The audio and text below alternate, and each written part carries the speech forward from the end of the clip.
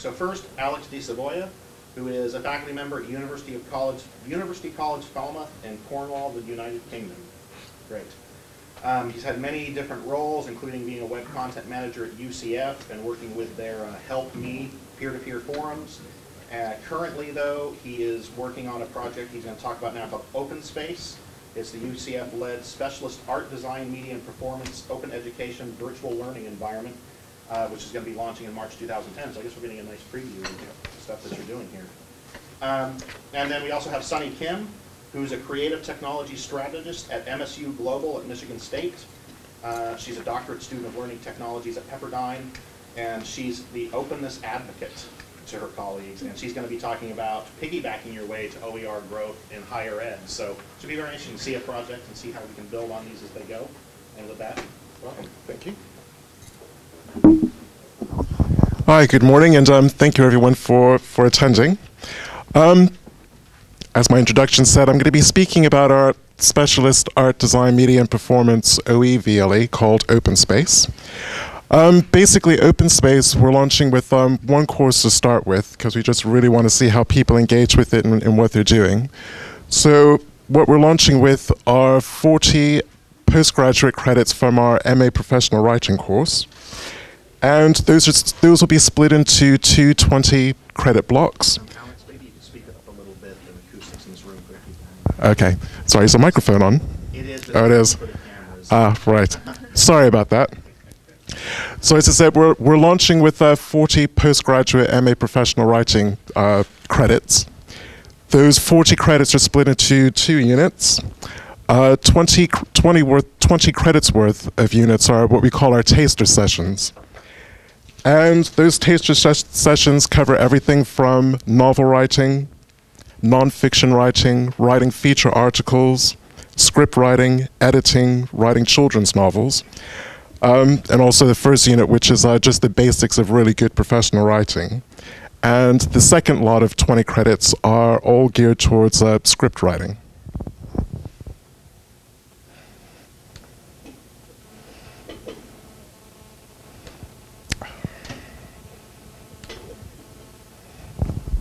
So this is just a general kind of mock-up of kind of where we're going with the development of our VLE, just keeping it kind of nice, bright, and hopefully, in terms of navigation, quite easy to use.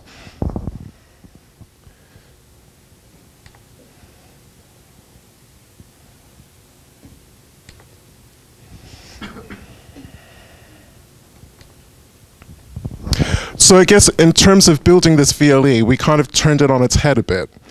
And the first question we really asked ourselves is, who uses OERs? And kind of doing a profile about them.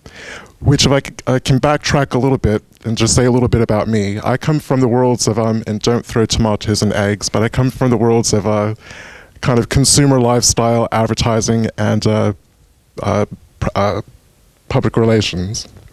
So part of my experience is being able to profile people that I think are going to use a product or a service, and I use those exact kind of principles to gauge pretty much who we thought were going to use our VLE.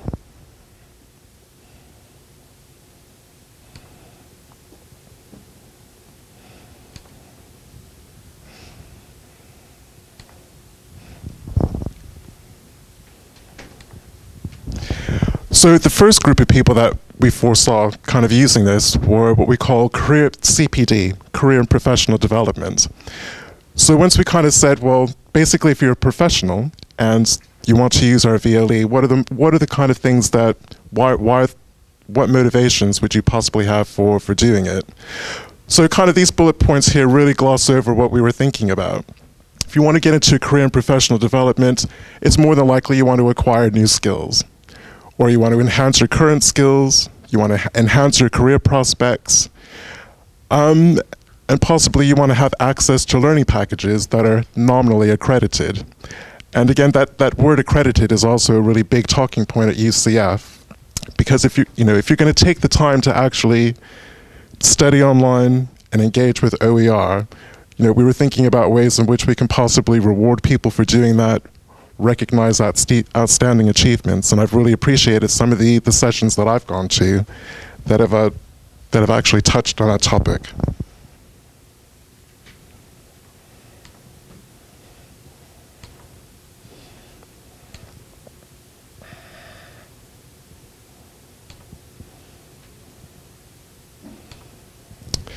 The second group of people are what we call the casual learners. Basically, these are people that have a casual interest in the subject. So it could be a casual interest about writing, it could be a casual interest about graphic design, it could be a casual interest about choreography. They also might have a curiosity about specialist HE. You know, when you say that you're a specialist art, media, design, and performance, the first question is, well, what does that mean? What does that entail? How does that measure up against a traditional course like, say, archaeology, economics, or physics? And again, there's also an element of personal development that we believe that goes on with casual learning.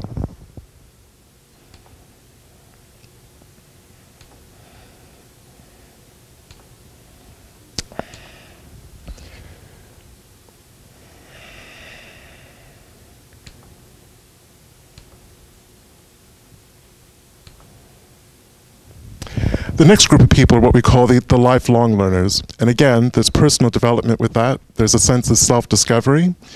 They may be investigating new and potentially new career paths for themselves, or be interested in turning a hobby into a career.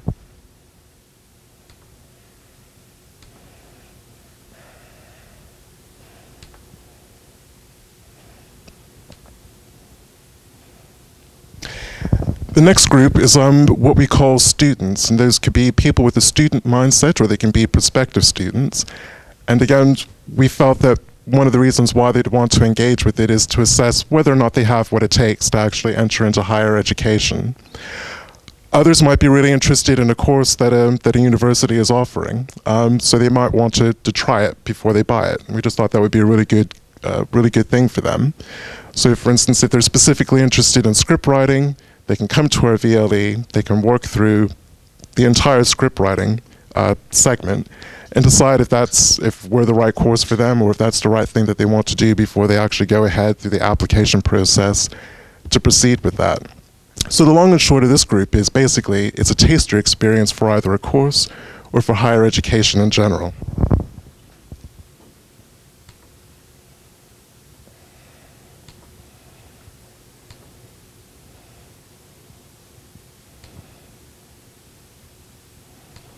Sorry about this, my Prezi seems to have a mind of its own this morning.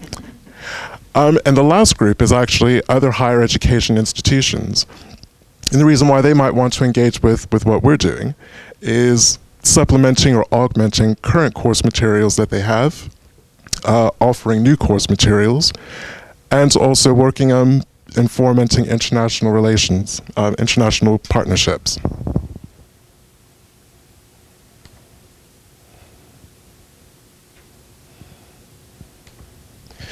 So we kind of raised the questions about why people would want to engage with it and who was going to engage with it. And the next thing we wanted to look at were kind of how they would engage with it. So with the CPD group, we figured they were more likely to just dip in and dip out of the materials that they specifically wanted to have. So for instance, if you're in the public relations industry, or if you're a company, you want to learn how to write better press releases, you'd go to our press release bit, basically go into that OER, either do the work or read the material about how to write more creative press releases, and you dip out again. You'd have a very, very specific goal that you'd want to achieve. Other people might want to ascertain what their level of learning is, or they may want to try out a course before deciding whether something like postgraduate's better for them or undergraduate study.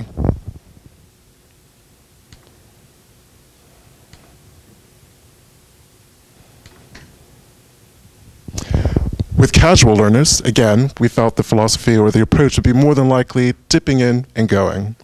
Like I said, they might have a casual interest in archaeology, they'll read a little bit about it, maybe they'll learn something new, maybe they won't, but hopefully their curiosity will be satisfied. They may go on to have a deeper learning experience that primary or initial experience that they have may have sparked something in them that they think, well, I might want to look into this more deeply or engage with this content more deeply. And they may also have elements of wanting to have social learning.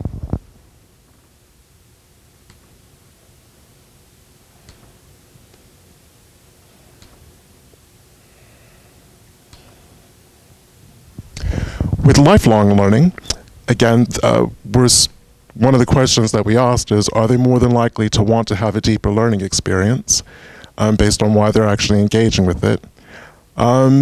They may actually go on to have self-determined learning goals and set their own learning outcomes. And again, more of a leaning towards social learning. Okay.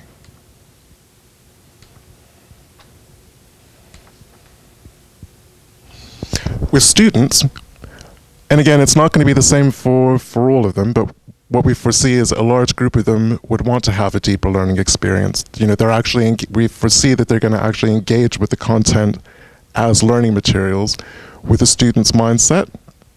So again, we see them as having self-determined learning goals and outcomes. And basically, one of the elements of open space is the whole social learning. I guess for us at Falmouth, the core and foundation of almost all of our courses is around kind of peer feedback, peer assessment, peer critiquing, collaboration, and group work. You know, we feel as though that those are the elements that better prepare them for their creative industries, whatever industries they'll be going into. And we felt that those were very important aspects to make available within OE.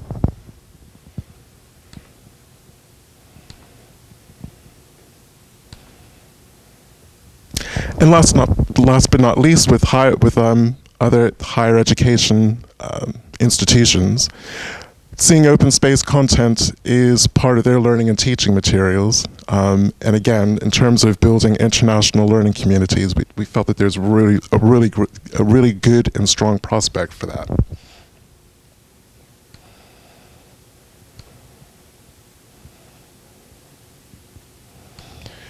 So kind of basically, if I can get this to behave itself.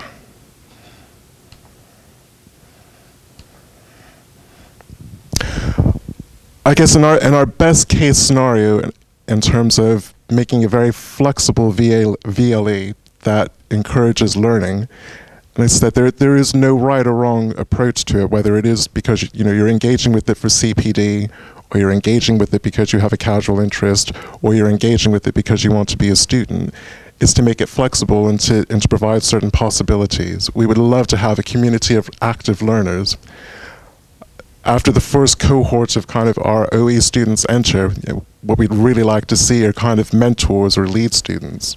So those would be students within OE that kind of galvanize the troops, kind of fire everyone up, get everyone really excited about learning online, and kind of processing and kind of following the peer-to-peer aspects, just to make sure that people kind of behave themselves, don't breach the rules of netiquette, that sort of thing. Also, our mentors and lead students would be encouraging deeper learning. Hopefully we'll also be getting industry involved. So things like publishing editors or publishing houses, specifically with script writing, TV production companies, that sort of thing. And also we've identified it's really important to have institutional commitment. So whether that's about training staff or providing support, online support like forums and whatnot for the OE students, kind of going along that kind of a route. And I'm very conscious of time.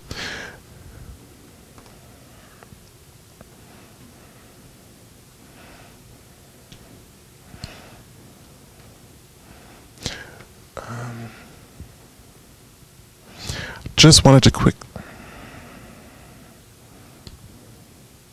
So again, in terms of building student support communities, this is our Help Me Forum. This is something that's geared towards undergraduate students, building a relationship between them and the university before they ever step foot on campus. So it's both for pre and post-entry retention. It's basically each course has its own forum. Students are free to are free to join and ask the questions that they want to ask and get the kind of support that they want to have. And again, introducing something very much like this for the courses that will be running on open space.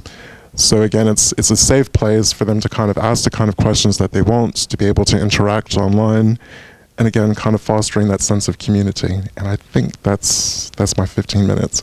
If you have any questions at all, just feel free to grab me in the hallway or during lunch, and I'll be happy to answer any questions that you have. Yeah, I mean, you can take a couple minutes for a few questions. I can. Okay. Any questions? Yeah. For the people who get casually involved, the casual learners, are there any thoughts about the options for some type of accreditation, or maybe like pseudo accreditation that they could have? It is one of the areas that we're kind of wrestling with, about how to kind of recognize the outstanding achievers within open education. Again, I'll be taking some ideas that we've had out of here, whether it's a certificate or kind of an invitation to actually join either one of our a distance course or a campus-based course, and actually acknowledge that they've had those credits and transfer those credits over, or trying to figure out if they can actually take those credits to another institution, if another institution will actually recognize those as credit, or that the student's actually done that work. Yes? Well, I have to ask you, why do you feel compelled to write your own DLE as opposed to modifying or adapting an existing one, or using some pieces and joining them together? What do you mean, kind of like piggybacking on something that already exists? Kind of leading it to SUNYs. We did a lot of looking around, and there really wasn't the kind of content that we'll be releasing it's not very well represented within open education. So we figured we'd actually build our own, reach out to other institutions who do art, media, design, and performance, and basically make this available. So even though it's kind of primarily branded to Falmouth at the moment, it's going to be it'll be much wider than that. So it is a DLE that you, a different sort of learning management or virtual learning environment that you've written, and specifically to house this kind of media and content? Yeah, exactly. It's going to be Drupal based. Yeah. Yes. Do you plan to release it? Do you plan to release the software itself and make it available to other institutions? I don't see any reason why we wouldn't be able to. Yeah. Any other questions? Okay, well, we'll go ahead and make the switch over to Sunny's computer here, and we have another question.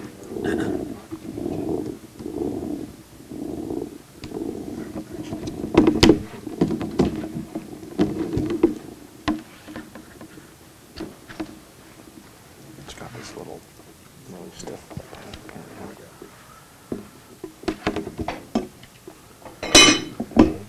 You need to be online. No.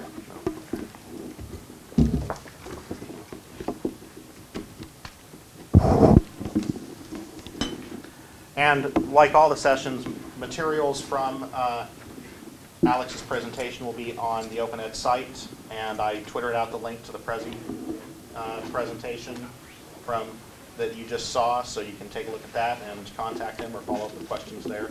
I think it does inspire a lot of questions. I have some questions might have to be answered at length about managing the identity in students and systems that are so mixed between informal, more formal, that kind of thing seems pretty complex.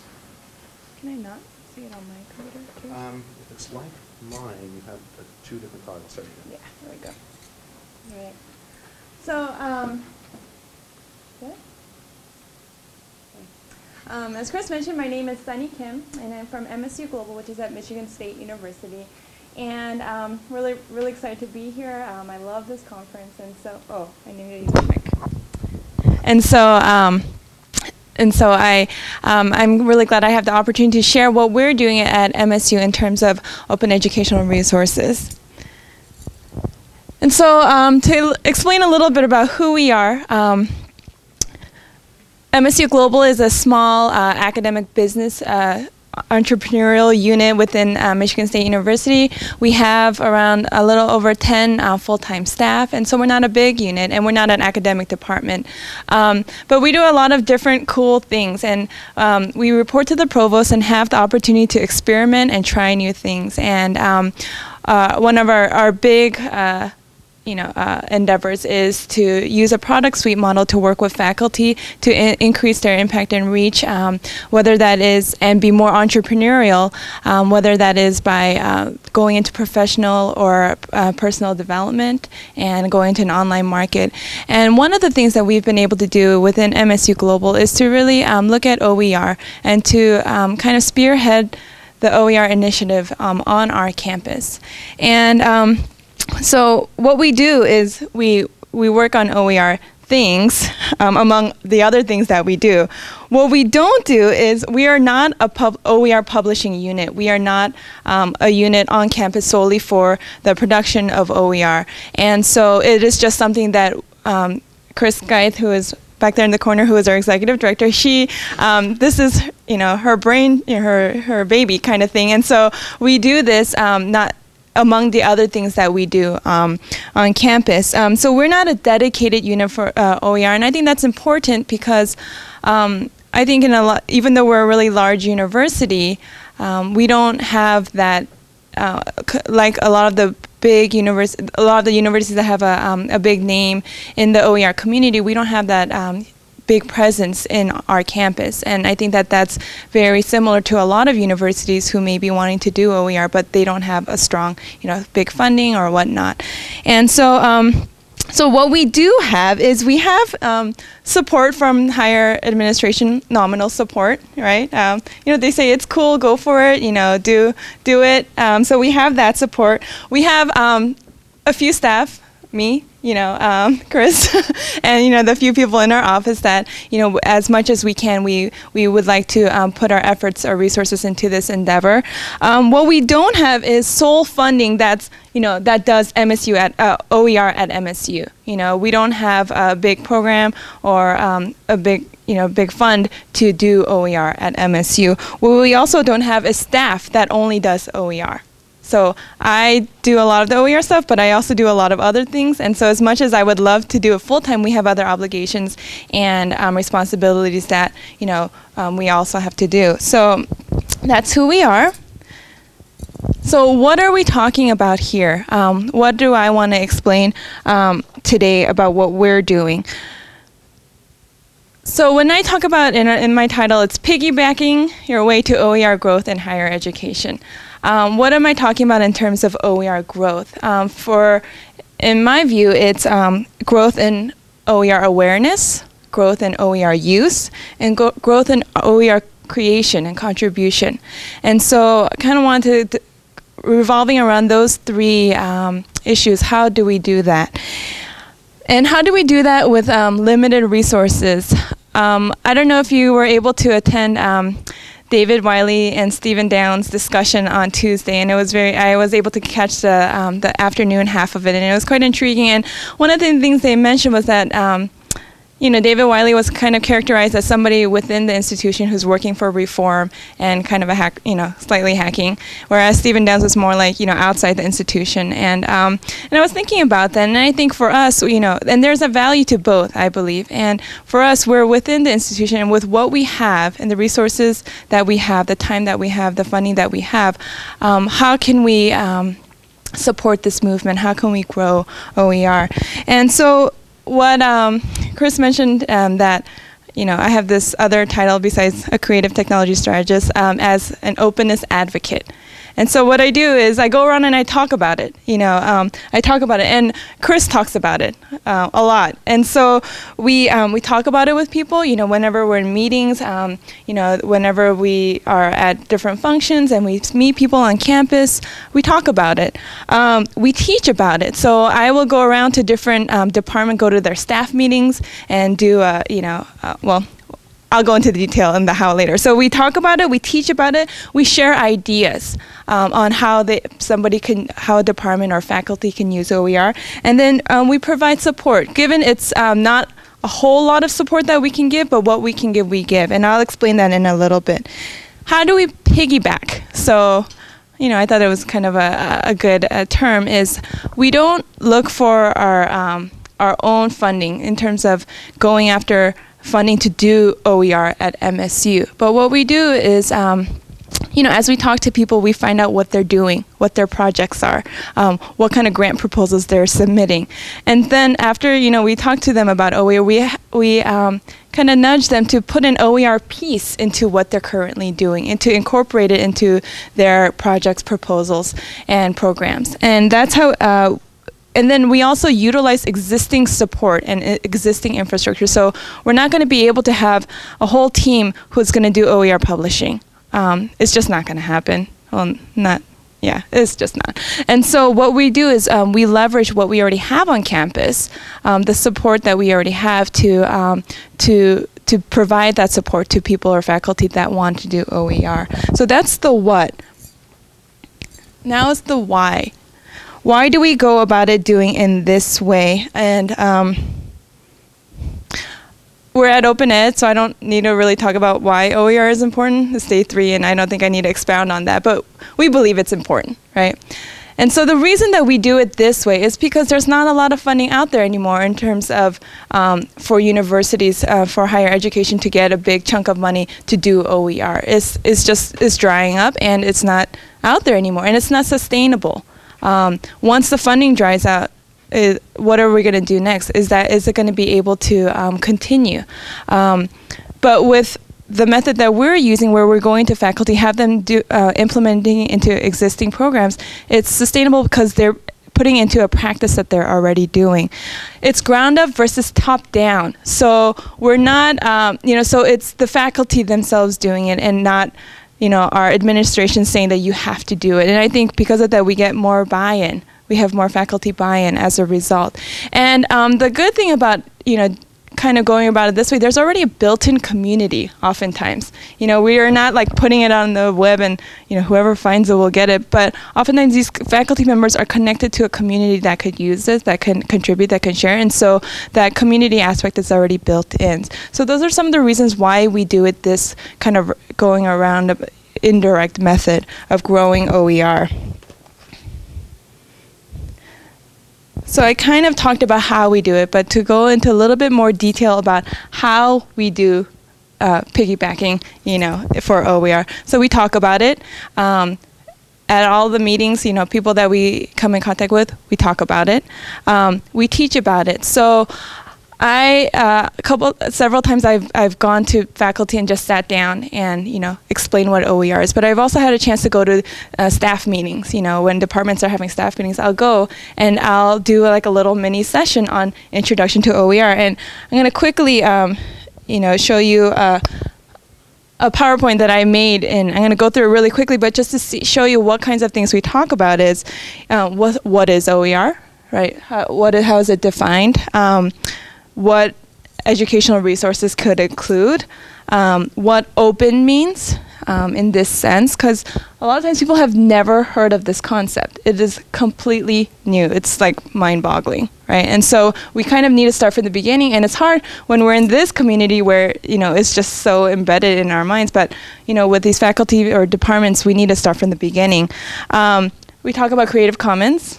It's pretty, right? We explain to them what each one is, the levels of, openness, and one important thing that I really emphasize at these things, and Catherine is here, and we've had discussions about this, is that OER is a process and not just the content. And so really emphasize to the people that I'm talking with that when we talk about OER, it's not just about like putting out content and there it is, but really building or fostering a environment of collaboration, of working with other people, of why that's important, the process of OER. And so that's something that I make sure to emphasize when I go talk to people. And then we talk about why OER. Why should they do this?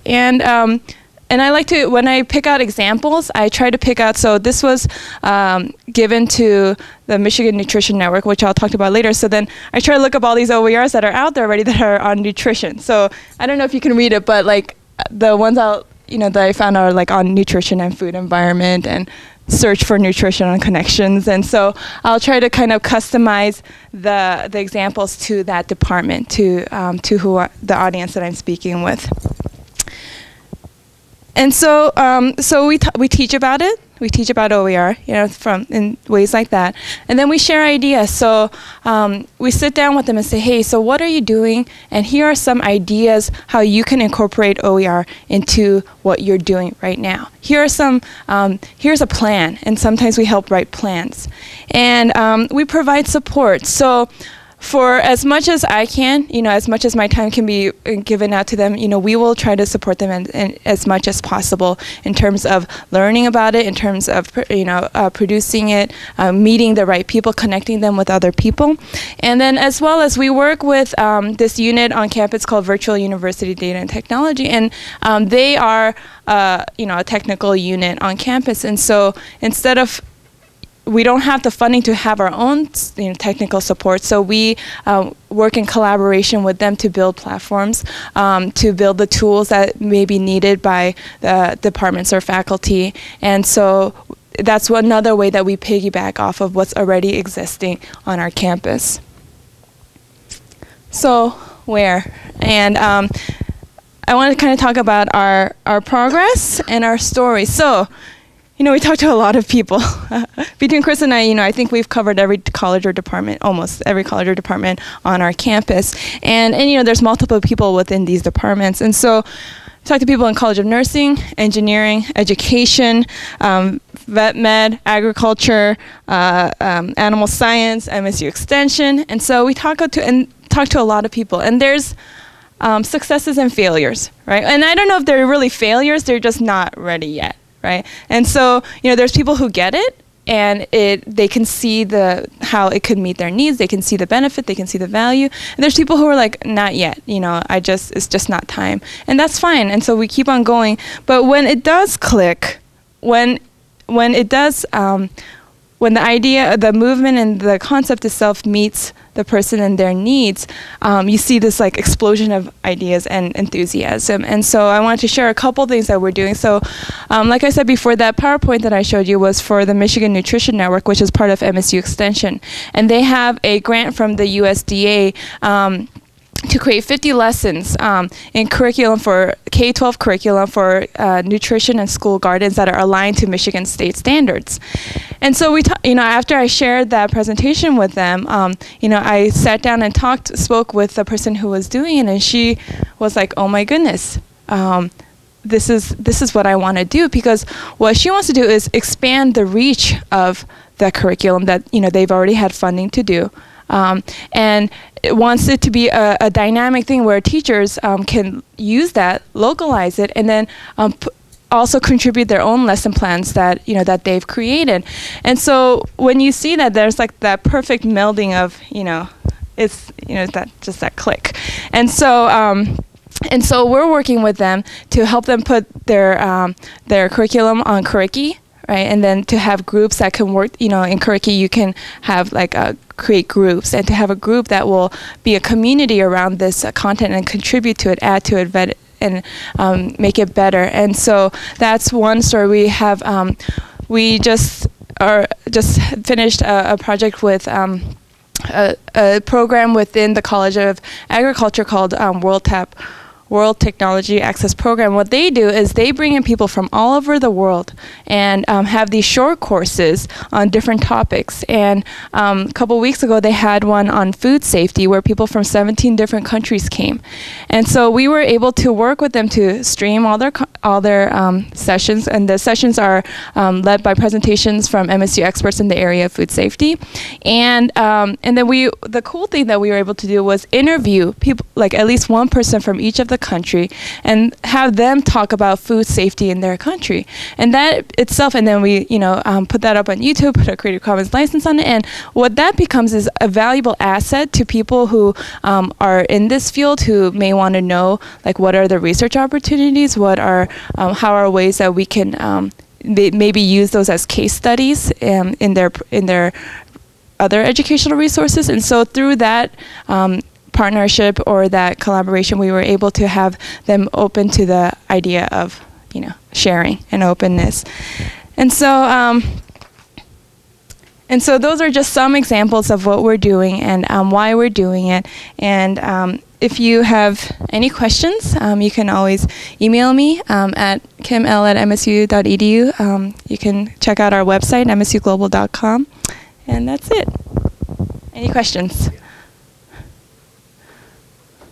No. What kinds of pushback do you get from people who are trying to, when you present CC or OER, what kinds of things do they worry about? Oh, same thing that everybody worries about. But sometimes the people will just be like, "Oh, that's cool," and that's not for me, without even really, like saying why they don't want to do it. But what I found is that people are open to sharing. More than you would think. You would think that people are like anti, but they're more open to sharing, and they don't have a big, especially with CC, since you can have, you can determine, the extent that you would like, your content to be open, I guess. And so I think they feel very comfortable with that, actually, because they have that control. Any other questions? So it sounds like you're doing really individualized work with faculty. Yeah. And so how many people do you have doing what you're doing? So I have, The two of you. so there's Chris, who does a lot of the talking. And then in terms of initial, making the initial connections, I do a lot of the follow-up with the training. And then if it does come to fruition where we do have projects or working with them on projects, it's usually me, and then there's a couple other people in the office. If we need more help, then they'll be pulled in to do it. Yes. When you talk about OERs, is the take argument easier for them than the give argument?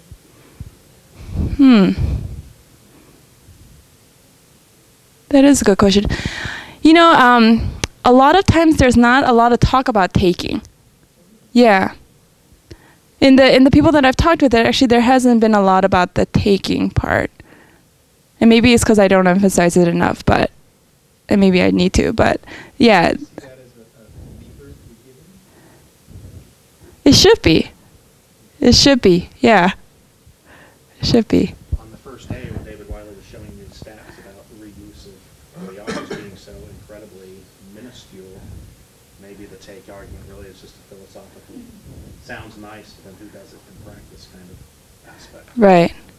Well, and then if you think about it, the people that, well, I can't always say that, but a lot of the people that we talk with, they're the ones who are usually writing content or making content, and so.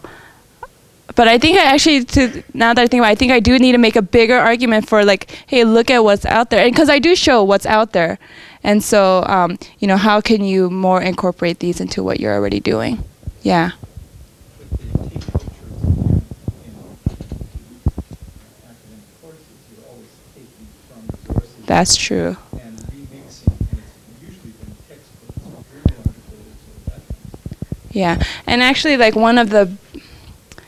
so what I would, in my idealistic world, it would be where there's from at the point of creation is when we start creating the OER. But a lot of times faculty say, "Oh, I have this already," and they do get turned off is the sheer amount of stuff that they have that they shouldn't have in there, and so it's like, "Oh, forget it, I can't do this." Actually, that has been. Because some of them, especially in the areas of like engineering, where they have really specific. Images or specific, things like that. They literally just do take it from wherever, and so, yes. So how about the non-academic departments that are active, like the library, the print shop, the campus bookstore? Reach out to them at all? We have talked to, we do our IP policy or talk about that with who are they? The IP people at the library, and have come up with IP policies and forms that professors and faculty can sign in collaboration and conjunction with them. Chris, I don't know. Chris.